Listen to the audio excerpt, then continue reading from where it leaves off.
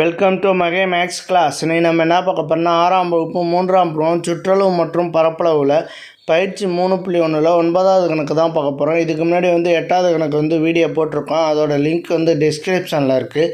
பார்க்காதவங்க போய் பார்த்துட்டாங்க. இப்போ கணக்கு பார்க்கலாம்.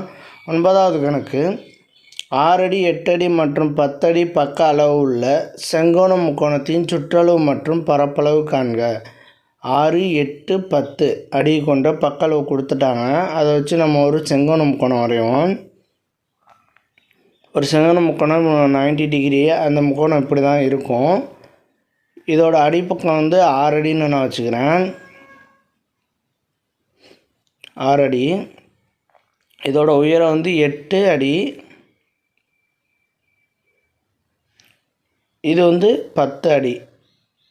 இது 90 டிகிரினால் கோணத்தை போட்டுக்கிட்டேன். செங்கோண முக்கோணத்தின் சுற்றளவு, இந்த 3 அளவுகளையும் கூட்டினோம்னா செங்கோண முக்கோணத்தின் சுற்றளவு கண்டுபிடிச்சிடலாம்.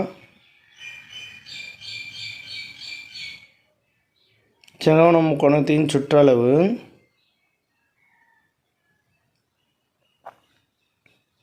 ஈக்குவல் டு மொத்த பக்கங்களின் கூடுதல். இந்த 3 பக்கம் இருக்குல்ல, அதான் மொத்த பக்கங்களின் கூடுதல்.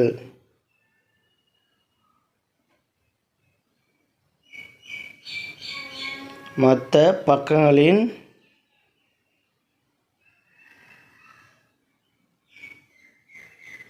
கூடுதல்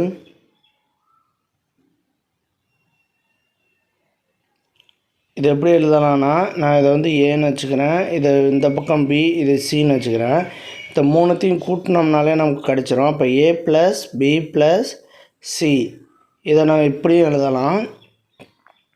ஈக்குவல் டு ஏ என்ன 6 அடி, பி என்னது 8 அடி, சி என்னது 10. ஈக்குவல் டு 6, 8, 10 இருக்குல்ல, இது எல்லாத்தையும் கூட்டினோம்னா எவ்வளோ வரும்? 24 அடி. சுற்றளவு கண்டுபிடிச்சாச்சு. இப்போ பரப்பளவு கண்டுபிடிக்க போகிறோம். செங்கோண முக்கோணத்தின் சுற்றளவு 24 அடி. அடுத்து பரப்பளவு, செங்கோண முக்கோணத்தின் பரப்பளவு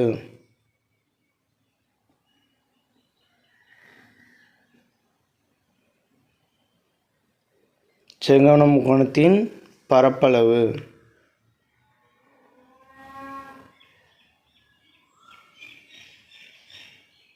equal to A equal to 1/2 B into H L into B சதுர அலகுகள். சாரி, இங்கே எல் இன்டு பி வராது. இந்த இடத்துல பி இன்டு ஹெச் தான் வரும்.